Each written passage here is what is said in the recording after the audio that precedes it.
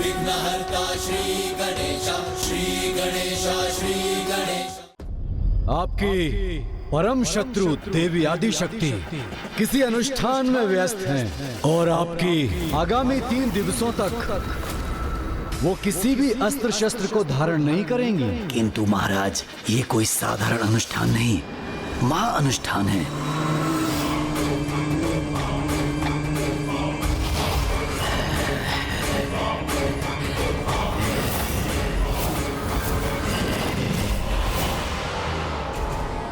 हाँ सुर सम्राट, विंध्याचल पर्वत पर स्थित होकर वो कोई बहुत बड़ा असाधारण अनुष्ठान कर रही हैं, जिसके मंत्र जाप की शक्ति से मेरे पंख भस्म होने लगे।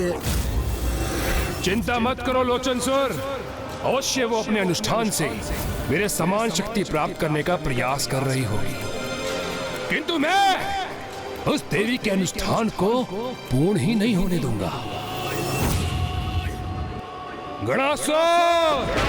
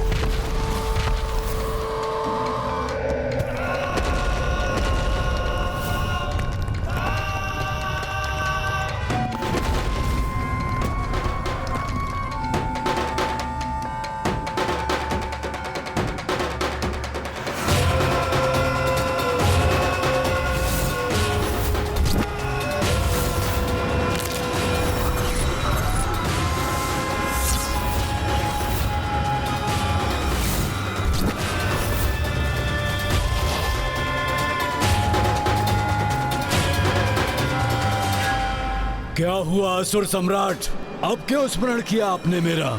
क्योंकि मेरी तुलना में अक्षम असुरों को सेनापति नियुक्त कर रहे थे आप, तब तो आपके मुख पर गणासुर का नाम नहीं आया। तो अब क्यों बुलाया है मुझे यहाँ? क्योंकि मेरे सेनापति बनने से भी अधिक महत्वपूर्ण दायित्व सौंपना है तुम्हें। कहो, मेरे आदेश का पालन करने के लिए तैयार हो तुम?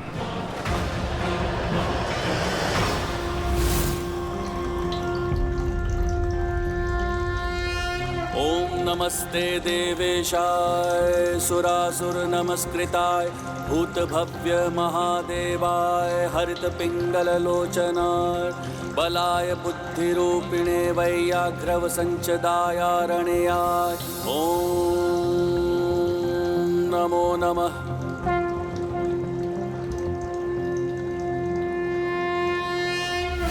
हमें शीघ्र ही अपनी रणनीति तैयार कर लेनी चाहिए, क्योंकि शीघ्र ही सूर्यदेव के प्रकट होते ही युद्ध का शंखनाद गूंज उठेगा। युद्ध के प्रथम दिवस आक्रामक नहीं, रक्षात्मक युद्ध ही करना चाहिए। यही सर्वथा उचित है कुमार कार्तिकेय। इससे हम शत्रु की वास्तविक शक्ति का अनुमान भी लगा सकेंगे। शक्ति का अनुमान लगाने के साथ विरोधी पक्ष की दुर्बलता का ज्ञान भी होना चाहिए हमें, तभी हमें युद्ध में सफलता प्राप्त होगी। शत्रु की दुर्बलता का भान तो हो गया है हमें, और ऐसी दुर्बलता का लाभ उठाने के लिए हम असुर तो पूर्ण रूप से निपुण हैं। वहां वो मूर्ख देवता अपनी रणनीति रच रहे होंगे, और मैं यहाँ तुम्हें अपनी छल नीति से परिचित कराऊंगा। उनकी छल नीति ही दुष्ट असुरों का सर्वाधिक महत्वपूर्ण अस्त्र है। इसीलिए हमें प्रत्येक क्षण सतर्क रहना होगा, क्योंकि दुर्गमासुर की कपट बुद्धि अवश्य ही किसी बड़े छल को जन्म देगी। एक कपट योजना करनी है हमें, जिससे वो देवता मूर्ख बन जाए। नाश लोचन, विनाश लोचन, सूर्योदय होते ही युद्ध के शंखनाद सुनकर तुम एक सेना की बड़ी टुकड़ी ले जाकर उन देवताओं पर आक्रमण कर देना। किंतु जब वो तुम्हारे आक्रमण का उत्तर दे, तब तुम उनके अस्त्र शस्त्र से आहत हुए बिना अपनी सुरक्षा सुनिश्चित कर पीछे हटते जाते। और इसके लिए मैं तुम्हें मायावी अस्त्र प्रदान करूंगा। परंतु असुर सम्राट, यदि सेना टुकड़ी के साथ ये जाएंगे तो हम आक्रमण कब करेंगे?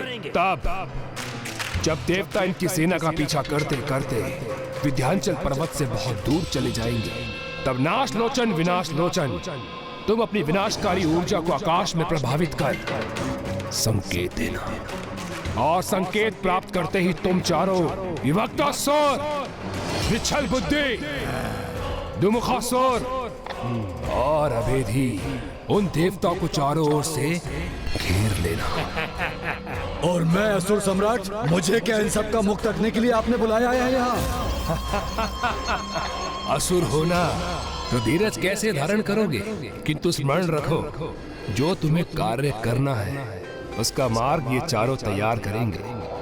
तो सुनो, जब नाश लोचन विनाश लोचन देवताओं को दूर ले जाने में सफल होंगे और ये चारों अपनी सेना के साथ उन्हें घेर कर एक स्थान पर बांध देंगे, तब तुम गुप्त रूप से अकेली पड़ी उस देवी के स्थान पर पहुंचकर उसका अनुष्ठान रोककर बलपूर्वक खींच के लाना मेरे समक्ष, जिससे स्वयं मैं अपने हाथों से उस देवी का वध कर सकूं। अवश्य असुर सम्राट, मैं समझ गया। मैं गणासुर अवश्य बंदी बनाऊंगा उस देवी आदिशक्ति को और प्रस्तुत करूंगा आपके समक्ष।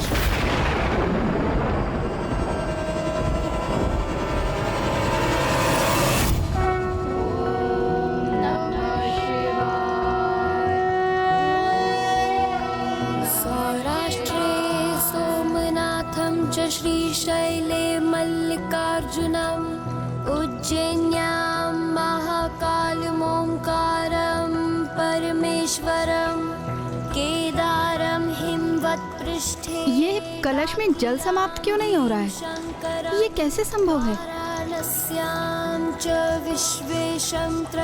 भक्ति की शक्ति असंभव को भी संभव कर देती। जिनकी जटाओं में स्वयं देवी गंगा विराजती हैं,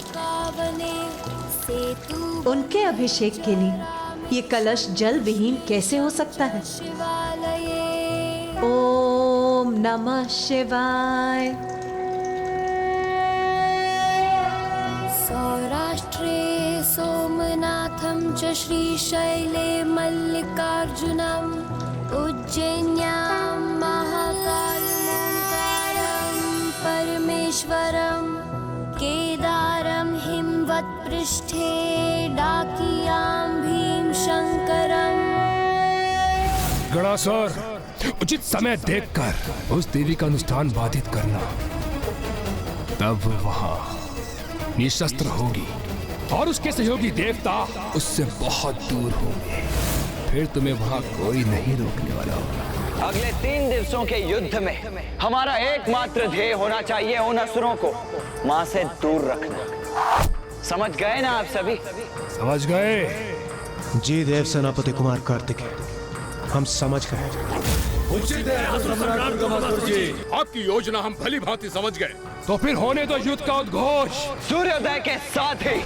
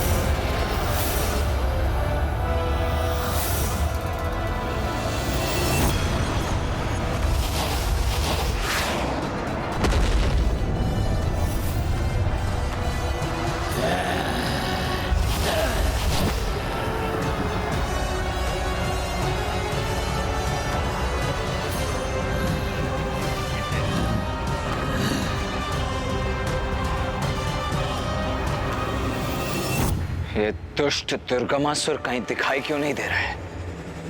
कहाँ है वो?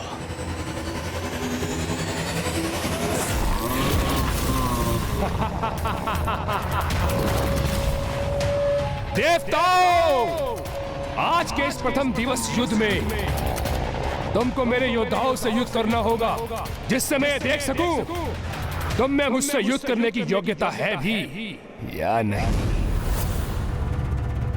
रुकिए भैया।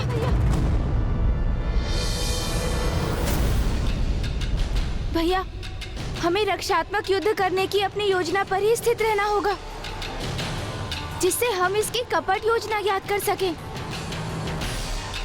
शत्रु हमें दोनों ओर से घेरने को आतुर है।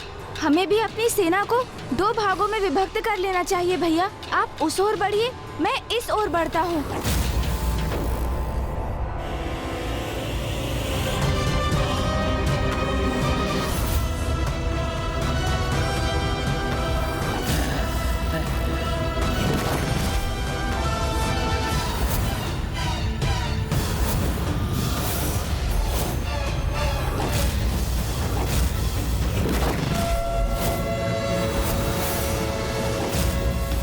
आक्रमण! जय माता आदिशक्ति! जय माता आदिशक्ति! जय माता आदिशक्ति! जय माता आदिशक्ति!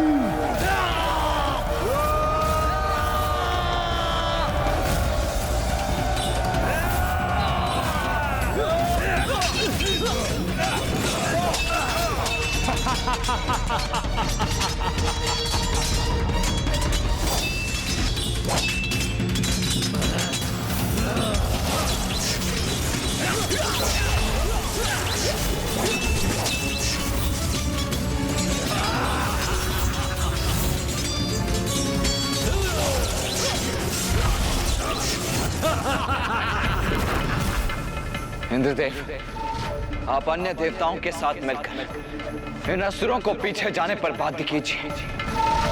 मैं और गणेश इन ऊर्जा से वार करने वाले असुरों का उपाय करते हैं।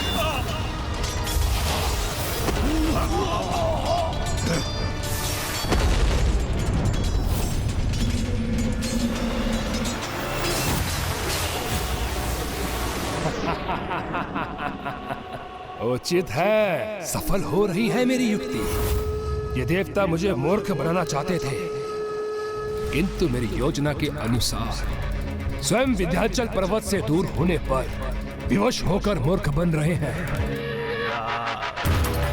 गणासुर!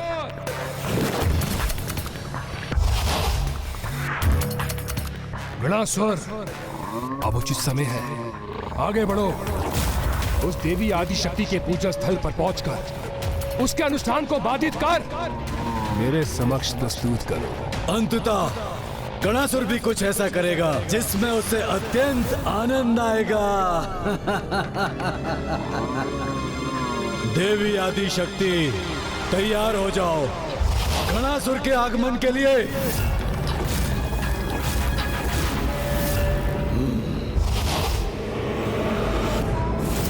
देवी आदि शक्ति, यथाशीघ्र गणासुर तुम्हारे स्थान पर पहुंचकर तुम्हारे अनुष्ठान को भंग करेगा और ये तुम्हारे देवता मेरे असुरों के साथ इस युद्ध स्थल में उलझे रहेंगे।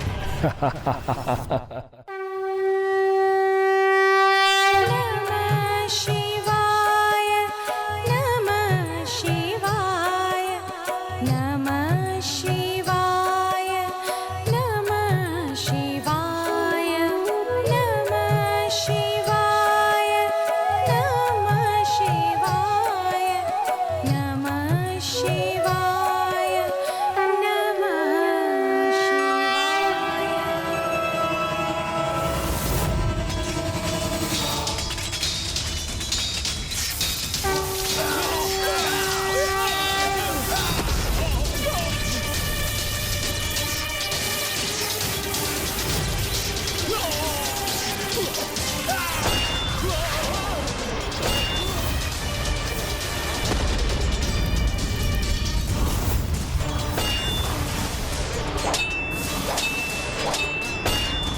ये गजमुख तो मेरे निकट पहुंच रहा है, मुझे पीछे हटना चाहिए।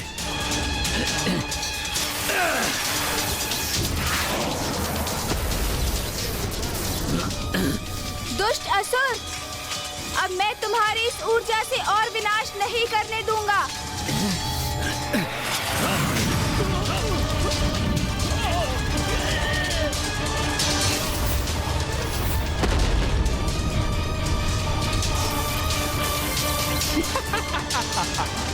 यही तो चाहता हूं मैं। और पीछे हटो और इनको आगे लेके जाओ नाशलोचन विनाशलोचन, जिससे गणासुर इस युद्ध स्थल को पार कर कर विंध्याचल पर्वत तक पहुंच सके। अब यही उचित समय है, मुझे यहाँ से निकल जाना चाहिए।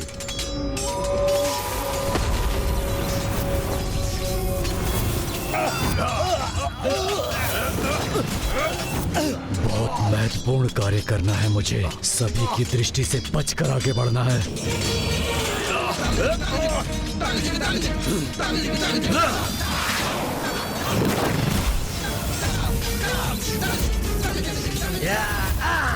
इस दुष्ट ने तो और प्रबल ऊर्जा का संचार कर दिया, किंतु उसे भी थाम दूंगा मैं।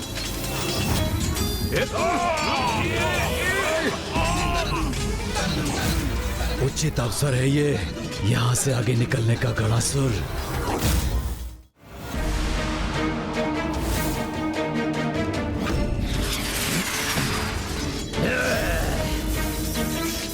सभी देवताओं को छकाकर मैं उनकी दृष्टि से दूर यहाँ तक तो पहुँच गया। अब किसी प्रकार इस गजमुख बालक को भी छकाकर निकल जाऊं तो फिर कोई नहीं रोक पाएगा मुझे।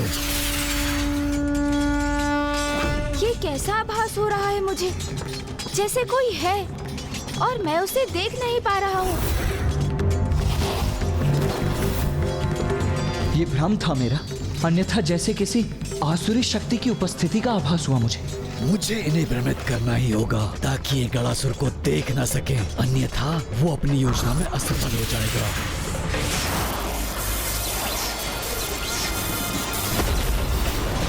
तुम अभी भी समझ नहीं सके असुर, तुम्हारी ये ऊर्जा मुझे कोई क्षति नहीं पहुंचा सकती।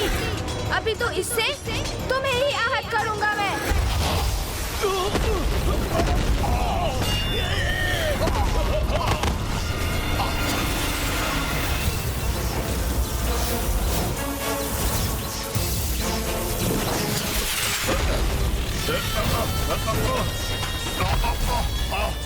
ये कैसा युद्ध कर रहे हैं ये असुर, निरंतर पीछे हट रहे हैं। तो क्या ये मात्र हमें उलझाकर रखने की क्रीड़ा ही कर रहे हैं? क्या ये उस दुष्ट दुर्गमासुर की कपट योजना का भाग है? अपने महाबली योद्धाओं को क्यों नहीं भेजा उसने रणभूमि में, और जिन्हें भेजा भी है वो अपनी संपूर्ण शक्ति से युद्ध क्यों नहीं कर रहे हैं? और ये दुष्ट उस दिशा में क्यों देख रहा है? गुप्त रूप से पहुंचकर गणासुर खंडित कर देगा उस देवी का अनुष्ठान। बहुत आनंद आएगा इसमें मुझे। ये क्या, ये असुर तो विंध्याचल पर्वत की ओर ही जा रहा है, अर्थात दुर्गमासुर को माँ के अनुष्ठान का ज्ञान है। और आज का युद्ध, ये तो मात्र हमारा समय व्यर्थ करने का कुचक्र भर है, जिससे वो गुप्त रूप से किसी असुर को भेजकर माँ के अनुष्ठान में व्यवधान उत्पन्न कर सके।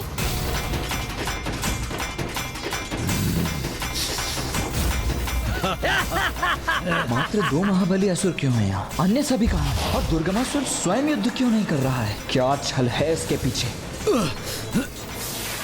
भैया, ये दुर्गमासुर का एक जाल है, जिसमें हमें उलझाकर दुर्गमासुर ने किसी असुर को माँ के अनुष्ठान में बाधा डालने के लिए भेजा है। और और माँ ने तो प्रण लिया है कि इन दिवसों में वो अस्त्र शस्त्र कदापि धारण नहीं करेंगी। अर्थात वहाँ किसी असुर की उपस्थिति एक बहुत बड़े संकट का संकेत है भैया। उचित कह रहा है गणेश। माँ अस्त्र धारण नहीं करेंगी तो नव दुर्गा माता भी स्वयं माँ की ही अंश होने और पूजा में उनकी सहायक रहने के कारण माँ के समान ही अस्त्र शस्त्रों से दूर रहेंगी। ये कपट है इन दुष्ट असुरों का। इन दुष्टों से और अपेक्षा भी क्या की जा सकती थी। बहुत हुआ रक्षात्मक युद्ध, अब आक्रामक युद्ध करेंगे हम।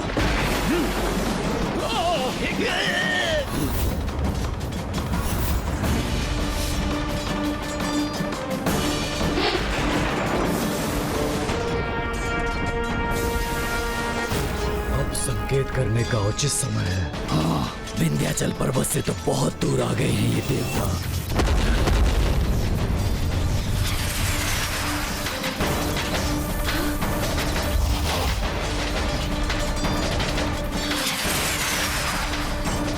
छल, बहुत बड़ा छल।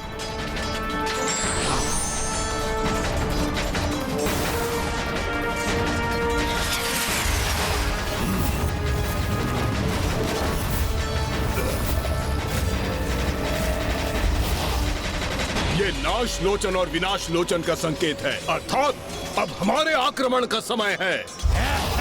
असुरों, इन देवताओं को इस युद्ध में इतना उलझा दो कि कोई गणासुर को रोक ना पाए और माता की पूजा भंग करने में वो सफल हो जाए।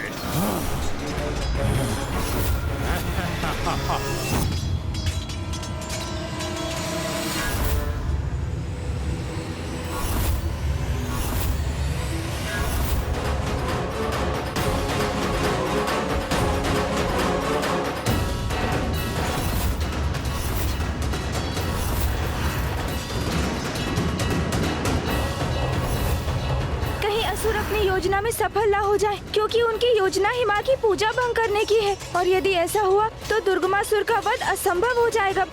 युद्ध में जब किसी का मनोबल टूटता है तो खड़ग और भाले भी स्वतः ही टूट जाते हैं। इसलिए एक योद्धा को अपने अस्त्रों की तुलना में अपने मनोबल को अधिक मजबूत करना चाहिए।